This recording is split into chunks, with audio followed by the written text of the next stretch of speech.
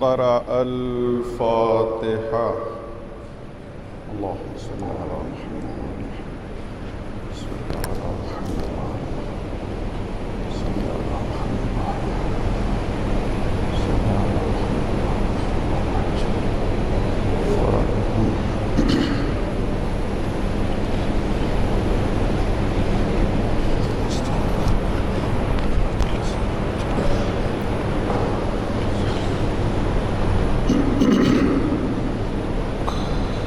لا حول ولا قوة إلا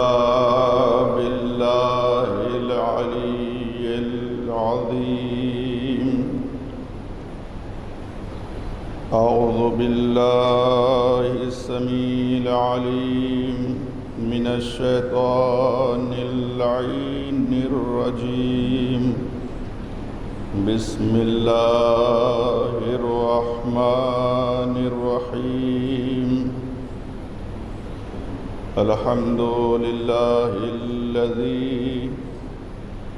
أرسل رسوله بالهدى ودين الحق ليظهره على الدين كله ولو كره المشركون. والصلاة والسلام على أشرف الأنبياء والمرسلين سيدنا ونبينا وحبيبنا وحبيب إله العالمين أبي القاسم محمد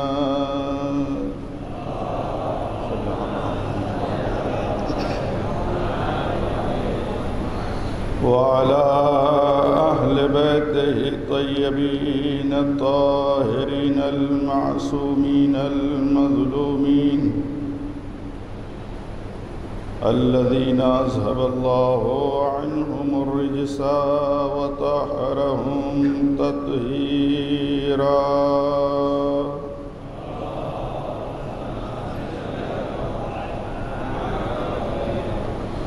واللعنة الدائمة على أعدائهم أجمعين من يوم ظلمهم إلى قيام يوم الدين. أما بعد فقد قال الله الحكيم في كتابه الكريم. بسم الله الرحمن الرحيم. بشر المنافقين بأن لهم عذابا أليما. الذين يتخذون الكافرين أولياء من دون المؤمنين أيبتغون عندهم العزة فإن العزة لله جميعا. صلوات محمد وآل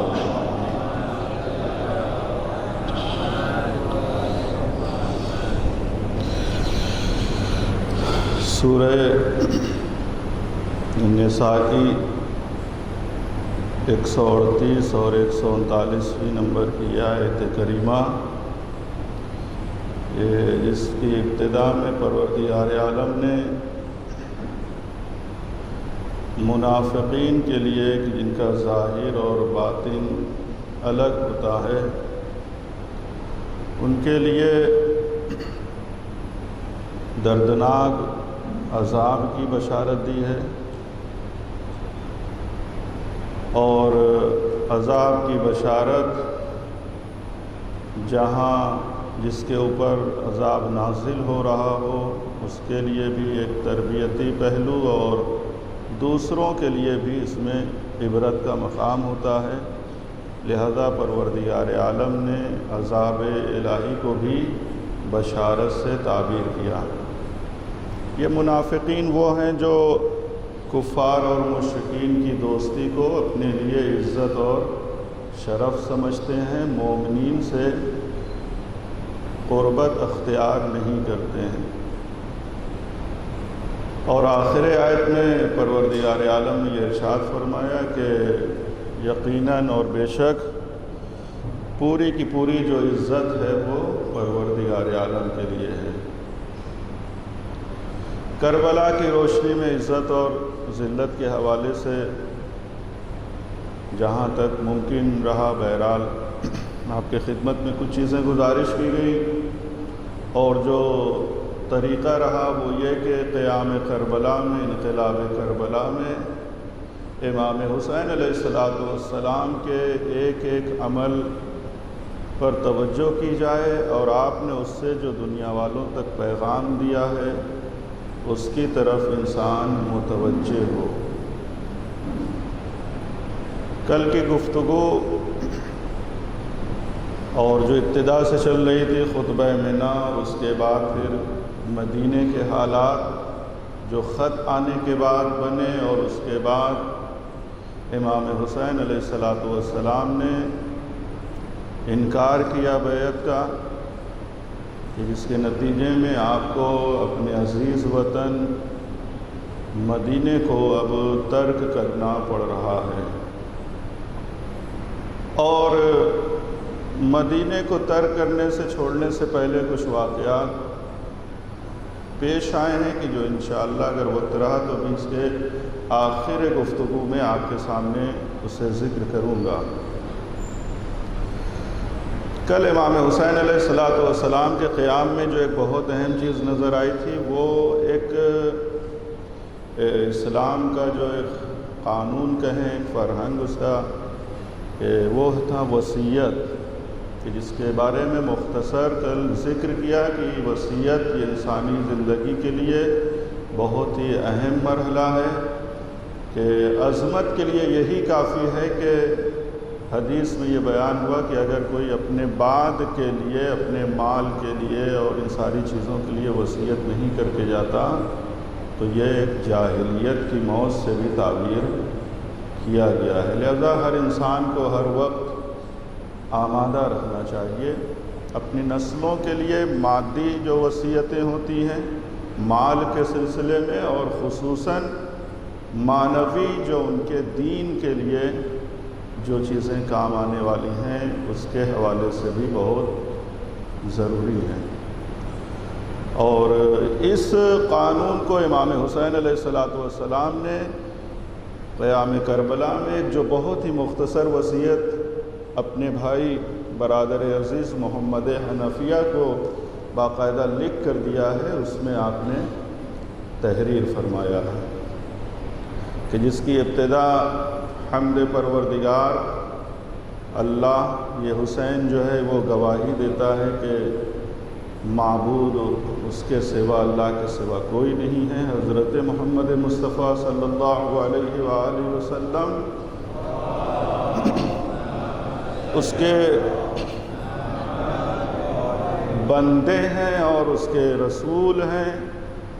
اور جو چیز بھی وہ لے کر آئے ہیں وہ حق ہے، جہنم حق ہے، جنت، حساب اور کتاب، معاد، قیامت،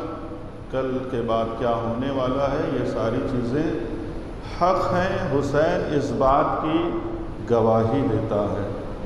جو ایک انداز دیا ہے وصیت کرنے کا کہ انسان جب وصیت کرے تو کس انداز سے لوگوں کو وصیت پیش کرے۔ اس کے بعد پھر وہ مشہور فقرہ کہ جو عام طور سے ہر عزاداران سید الشہداء کے ذہنوں میں ہے، کہ جس میں آپ نے فرمایا تھا کہ انی لم اخرج اشرا ولا بطر ولا مفسدا ولا ظالما، کہ میں حسین ابن علی سیر و تفریح، فساد، ظلم کے لیے نہیں نکل رہا ہوں، بل انما خرجت لطلب الاصلاح فی امت جدی، اپنے نانا کی امت کی اصلاح کرنے کے لیے نکل رہا ہوں۔ اس کے بعد دو بہت ہی اہم چیز کہ یہ اصلاح کیسے ہوتی ہے، یہ سب طریقہ بیان کیا ہے۔ ایک تو پہلے کا طلب اصلاح کے لیے جا رہا ہوں، امام حسین علیہ السلام نے جسے کہیں مستقیم اور ڈائریکٹ، یہ بات نہیں کہ حتماً جو ہے میں اصلاح کے لیے نکل رہا ہوں، نہیں، طلب اصلاح ایک مبلغ کی ذمہ داری یہ ہے کہ اصلاح طلب کرنا، کوشش کرنا۔ اب وہ سامنے والے کے اوپر ہے کہ وہ کہاں تک اس کو قبول کرتا ہے، لہذا طلب اصلاح کے لیے یہ قیام کربلا۔ اب وہ طریقہ کیا ہوگا؟ اس کا یہ ہے کہ امر بالمعروف، جو اچھی باتیں ہیں وہ میں بتاؤں گا لوگوں کو، اور جو بری چیزیں ہیں چاہے عقیدے کے لحاظ سے ہوں، اخلاق کے لحاظ سے ہوں، سماج کے لحاظ سے ہوں، ان ساری چیزوں کو میں بتاؤں گا کہ امر بالمعروف اور نہی عن المنکر۔ اچھا، یہ دو طریقے ہو گئے۔ پھر اس کے بعد امام حسین علیہ السلام کہتے ہیں کہ اس میں بھی ہمارا کیا طریقہ ہوگا؟ اس میں بھی جو طریقہ ہوگا وہ میرے نانا کی سیرت اور میرے بابا کی سیرت، کہ سیرت نبوی اور سیرت علوی کے حساب سے، اس لیے کہ میں انہی کا وارث ہوں، انہی کی طرف سے، یعنی جو ان کا مشن تھا، جو مقصد تھا، اسی کو آگے بڑھانے کے لیے۔ تو اس میں بھی ہمارا طریقہ نانا کی سیرت اور میرے بابا کی سیرت ہوگی۔ یہ یہاں تک امام حسین علیہ السلام نے بیان فرمایا، اور آخر میں جو پہنچتے ہیں وہ کہتے ہیں کہ اگر کسی نے اس راہ میں، اس راستے میں ہمارے ساتھ ہمارے مقصد کو اور ہماری فکر کو قبول کر لیا، تو اس کے معنی یہ ہے کہ اللہ نے اس کو حق کا راستہ دکھایا۔ لیکن اگر کسی نے اس میں ہماری مخالفت کی، تب یہ بہت اہم ہے، اگر نظریاتی اختلاف ہوئے، کسی نے ہماری مخالفت کی اور ہمارے اس انقلاب کو، قیام کو قبول نہیں کیا، تو میں حسین اب کیا کروں گا؟ آپ فرماتے ہیں کہ میں صبر کروں گا، اور پھر میرے اور اس کے درمیان جو میری مخالفت کر رہا ہے، جو فیصلہ کرنے والا ہے، وہ پروردگار ہوگا۔ یعنی دیکھیے کتنا بڑا درس ہے۔ آج مختصر نظریاتی اختلاف میں پوری قوم ہے، پورے مذاہب ہیں جو ایک دوسرے کو کافر کہنے پہ، ایک دوسرے کو نہ جانے کیا کیا کہنے پہ تل جاتے ہیں۔ لیکن حسین ابن علی جو انقلاب کربلا، ایک ایسا عظیم انقلاب کہ جس کی بنا پر جو ہے وہ آپ کو وارث آدم، وارث نوح، وارث موسیٰ، یعنی پوری کائنات کو سمیٹے ہوئے انقلاب ہے۔ لیکن اس کے باوجود آپ نے کیا درس دیا کہ اگر کوئی میرے ساتھ، میرے راستے پر ہے، تو یہ حق کا راستہ اس نے، اللہ نے ہدایت کر دی، اور اگر کوئی میرے ساتھ نہیں بھی ہے تو یہ نہیں ہے کہ میں اس کے مخالفت میں کوئی اور چیز اختیار کروں، نہیں، اللہ فیصلہ کرنے والا ہے، میں صبر کروں گا۔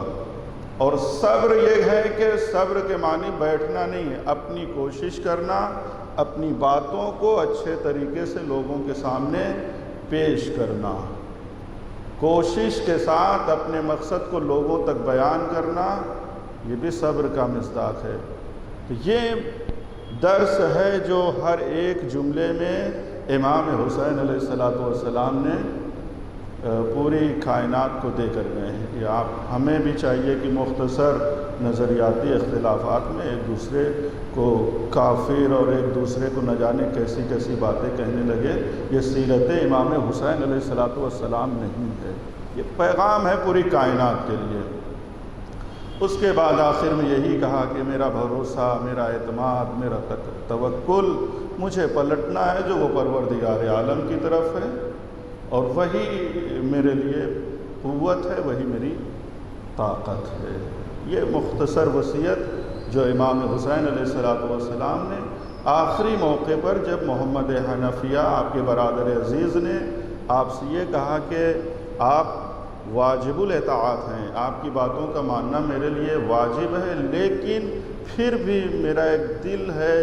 کہ جو کچھ باتیں کہنا چاہتا ہے، اگر اجازت ہو تو میں وہ کہوں۔ امام نے اجازت دی، تب اس کے بعد برادر عزیز محمد حنفیہ نے جو مشورہ دیا تھا، آپ مکے چلے جائیں، وہ امن ہے، قرآن کہتا ہے ہر ایک کے لیے، اگر وہاں بھی خطرات ہوں تو آپ یمن چلے جائیے، اگر وہاں بھی خطرات ہوں تو ایسے علاقے میں چلے جائیے پہاڑوں میں کہ جہاں دشمن کی رسائی نہ ہو۔ جس کے بعد امام حسین علیہ السلام نے پورا اپنا جو مقصد تھا، جو آگے کا جو بھی آپ کو انجام دینا ہے، سب بیان کرنے کے بعد کہ میں کہیں بھی جاؤں بہرحال میں بیعت نہیں کروں گا، اور وہ بیعت نہ لینے سے وہ باز بھی نہیں آئے گا، اس کی خواہش بیعت ہوگی اور ہم کبھی بیعت نہیں کریں گے۔ کل بھی میں نے اشارہ کیا تھا کہ بیعت کیوں نہیں کریں گے۔ خود دشمنوں نے اس کا اعتراف کیا تھا کہ ان کی رگوں میں جو ہے وہ علی کا خون ہے، اور اس خون میں لعاب رسول ہے، اور ان کے پورے وجود میں شیر بطول ہے۔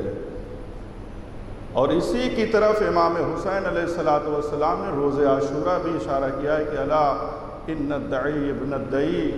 وہ بدکار اور عورت کا جو بیٹا ہے، اس نے مجھے ایسے راستے پر لا کر کھڑا کر دیا ہے کہ یا میں عزت سے مر جاؤں یا ذلت کے ساتھ اس کی بیعت کر لوں۔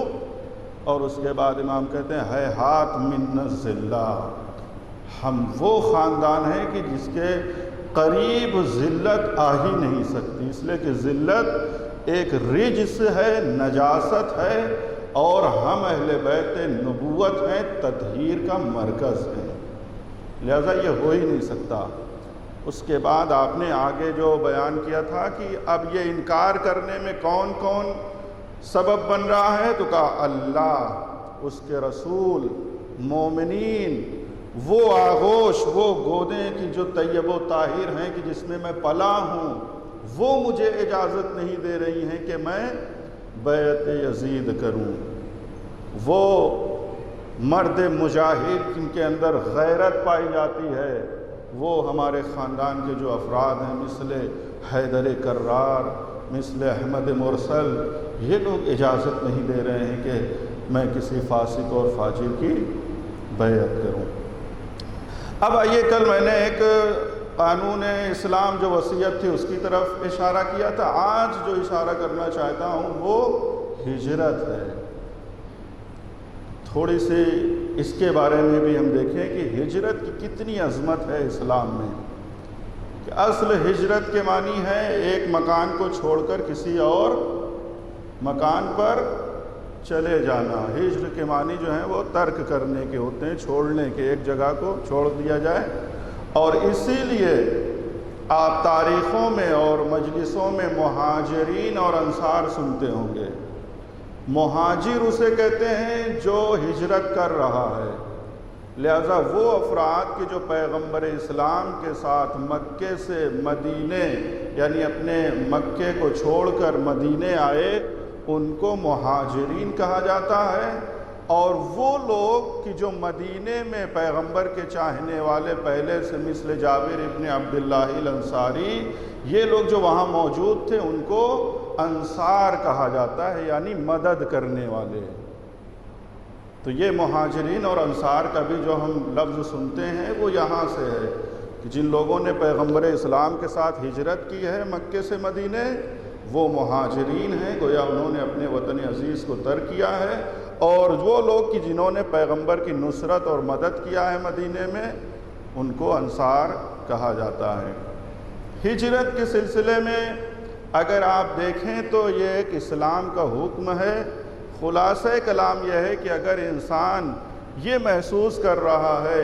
کہ مجھے یہاں پر دین کی آزادی حاصل نہیں ہے، دینی آزادی، نہ میں نماز پڑھ سکتا ہوں، نہ تو جو دین کے کام ہے وہ انجام دے سکتا ہوں، یہ ساری چیزیں ہمارے لیے بڑی مشکل ہو رہی ہیں، تو اسلام یہ کہتا ہے کہ دین کو آپ مقدم کیجئے اپنے وطن عزیز، چاہے وہ آبائی وطن ہو یا جتنا بھی آپ اس سے لگاؤ ہو، آپ اسے ترک کر دیجئے، کسی ایسی جگہ پر جائیے جہاں پر آپ کو دینی معاملات میں عمل کرنے کی آزادی ہو۔ اور جو یہ ہجرت ہم سنتے ہیں تاریخوں میں، یہ سب اسی سبب سے ہے۔ سورہ نحل کی آیت نمبر 41 ہے کہ اس میں ارشاد ہوتا ہے وَالَّذِينَ هَاجَرُوا إِلَى اللَّهِ، کہ جن لوگوں نے اللہ کی طرف ہجرت کی ہے، اور اس کے بعد اللہ یہ کہتا ہے کہ لَنُبَوِّعَنَّهُمْ فِي الدُّنْيَا حَسَنَةً، ایسے لوگوں کو جو ہے ہم دنیا میں نیکی عطا کریں گے،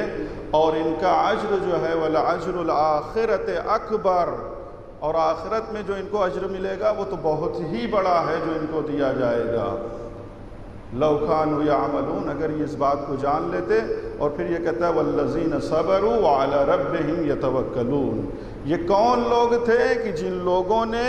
صبر کیا ہے اور اپنے پروردگار عالم پر بھروسہ اور توکل کیا ہے۔ یہ ایک آیت ہے۔ دوسری آیت سورہ نساء کی ہے کہ اس میں بھی وَمَن یُہَاجِرْ فِی سَبِیلِ اللَّهِ، جو اللہ کی راہ میں جو ہے وہ ہجرت کرتا ہے تو پروردگار عالم یجد فی الارض مراغما کثیرا وسعا، تو وہ جہاں بھی جائے گا اللہ اسے بہت ہی بہترین زمین عطا کرے گا، یعنی مکان عطا کرے گا کہ جہاں پر جس مقصد کے ساتھ وہ چلا ہے وہاں جا کر اپنے وظائف کو، دینی وظائف کو وہ ادا کر سکتا ہو۔ اور اسی کے آگے جو آیت موجود ہے کہ وَمَن يَخْرُجْ مِن بَيْتِهِ مُهَاجِرًا إِلَى اللَّهِ وَرَسُولِهِ، اگر کوئی اپنے گھر سے ہجرت کرتے ہوئے نکلتا ہے دینی معاملات میں عمل کرنے کی غرض سے، مقصد عظیم ہے، تو اگر ثُمَّ يُدْرِكُهُ الْمَوْتُ، اگر اسے راستے میں موت بھی آ جائے گی تو فقد وقع اجرہ علی اللہ، تو اللہ پر اس کا اجر ہے جو فرض ہے، اللہ اس کا اجر عطا کرے گا۔ وَكَانَ اللَّهُ غَفُورًا رَحِيمًا، اور پروردگار عالم کی طرف سے اس کے لیے مغفرت ہے اور رحمت ہے۔ یہ ہجرت جو ہے یہ ہمارے زندگی میں عام طور سے ہم اسے محسوس کریں یا نہ کریں ہوتی ہے۔ آج کتنے ایسے افراد ہوں گے کہ جو دیہات اور گاؤں کے رہنے والے ہوں لیکن وہ مثلاً یہاں پہ آئے ہیں یا دوسرے شہروں میں منتقل ہو جاتے ہیں۔ ریزن اور سبب اگر پوچھا جائے تو بہت سے لوگ یہ کہیں گے کہ وہاں پہ نہ تو ہمارے بچوں کی پڑھائی کا کوئی انتظام ہے، نہ تو یہ ہے، یعنی ایک وجہ تھی کہ جس کی وجہ سے وہ کسی کا بزنس پرابلم یا جو بھی ہو سکتی ہے، تو اس وجہ سے مثلاً ہم نے اپنے گاؤں کو، اپنے دیہات کو چھوڑ دیا ہے، شہر میں آ گئے جہاں تعلیمی سلسلہ ہے، ہر چیزیں کی جو بہرحال وہ حاصل ہو سکتی ہیں۔ اور ہجرت صرف اور صرف انسانوں میں نہیں ہے۔ آیت اللہ مکارم شیرازی اپنی کتاب تفسیر نمونہ میں اسی آیت کے ذیل میں لکھتے ہیں کہ یہ تو جانوروں میں بھی دیکھا گیا ہے، پرندوں میں دیکھا گیا ہے، اور خاص کر سے پرندے جو مشہور ہیں موسمی پرندے، کہ جب وہ اپنے علاقے میں یہ محسوس کرتے ہیں کہ اب یہاں کی آب اور ہوا ایسی نہیں ہے کہ جس سے ہمارا یہ جسم باقی رہ پائے گا، تو اب وہاں سے وہ کوچ کرتے ہیں، اڑتے ہیں وہاں سے۔ یہاں تک انہوں نے لکھا کہ تقریباً ایک سال میں 18,000 کلومیٹر تک بعض پرندے ایسے ہیں کہ جو ایک جگہ سے دوسری جگہ، دوسری سے تیسری جگہ سفر کرتے ہیں، صرف اس لیے کہ اپنی حیات مادی یعنی اپنے جسم کی حیات اور زندگی کو بچا سکیں۔ یعنی یہ ایک فطری چیز ہے، گویا فطری چیز ہے کہ جہاں بھی انسان کو خطرہ ہوتا ہے کسی بھی اعتبار کا تو وہاں پر وہ اسے ترک کر کے کہیں اور چلا جاتا ہے۔ لیکن جو اسلام میں ہے وہ کس بنا پر ہے کہ جب انسان کو دینی وظائف، دینی معاملات میں آزادی نہیں ہے۔ حدیث میں ہے کہ وَلَوْ فَرَّ بِدِينِهِ مِنَ الْأَرْضِ إِلَى الْعَذْرِ وَلَوْ شِبْرًا، ایک بالشت اتنی مقدار میں اگر کوئی یہاں سے اٹھ کر اس جگہ پر آ جائے صرف اس لیے کہ وہاں دین کی اجازت نہیں تھی، دین میں آزادی نہیں تھی، اور اس میں آ گئے ہیں تو تھوڑا دینی اعتبار سے ہم اچھے طریقے سے عمل کر سکتے ہیں۔ آپ فرض کریں ایک کھانچہ اور دوسرا کھانچہ، ایک کوچہ اور دوسرا کوچہ، ایک گلی اور دوسری گلی،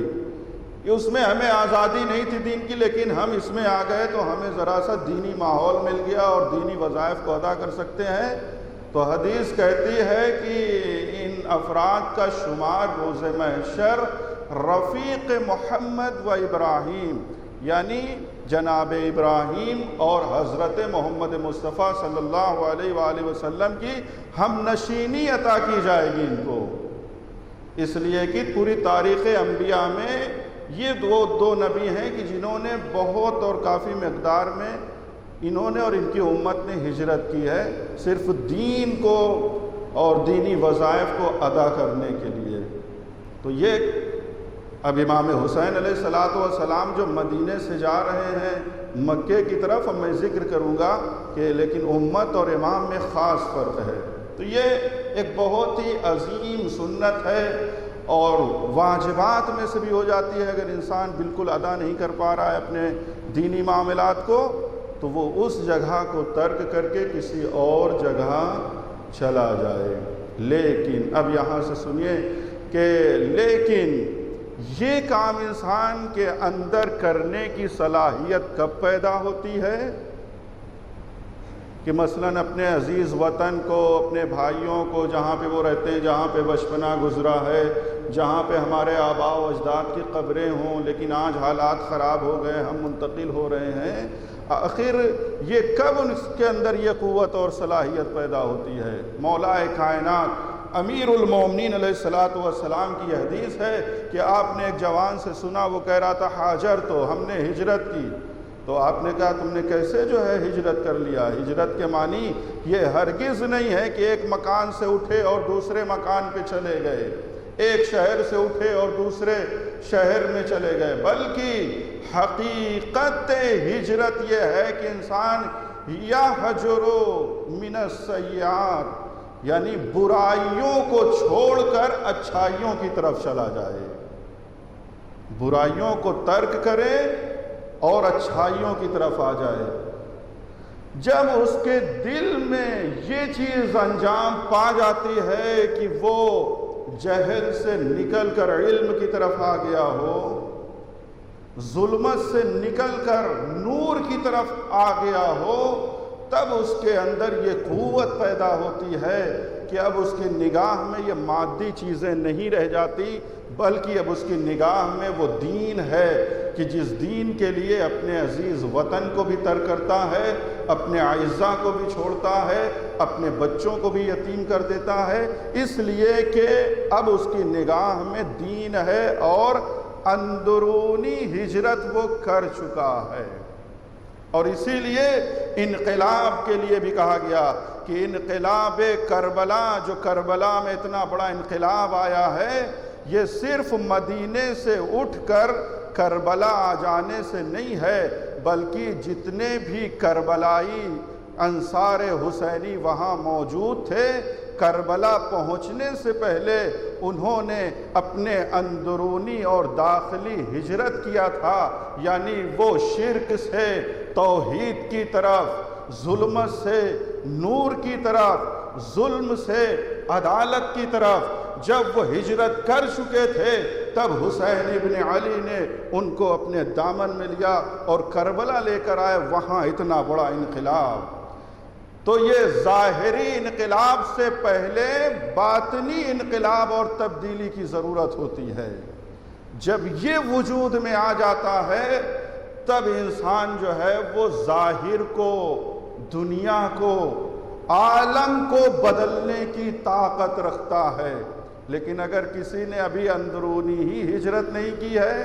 وہ پس و پیش میں پڑا ہوا ہے، یہ دین سچ ہے یا نہیں ہے، یہ فکر صحیح ہے یا غلط ہے، یہ جو ہم کر رہے ہیں یہ صحیح ہے یا غلط ہے، تو پھر اس کے اندر وہ استقامت، وہ قوت، وہ طاقت ظاہر میں اس کے نظر نہیں آتی۔ اسی لیے آیت کہتی ان الذین قالوا ربنا اللہ، جنہوں نے یہ کہہ دیا کہ اللہ میرا رب ہے، ثم استقاموا، اور اسی بات پر قائم رہتے ہیں، تتنزل علیہم ملائکہ، ملائکہ کا ان کے اوپر پھر نزول ہوتا ہے، رحمت کی بارش ہوتی ہے، عزت کی بارش ہوتی ہے، شرف کی بارش ہوتی ہے ان کے اوپر۔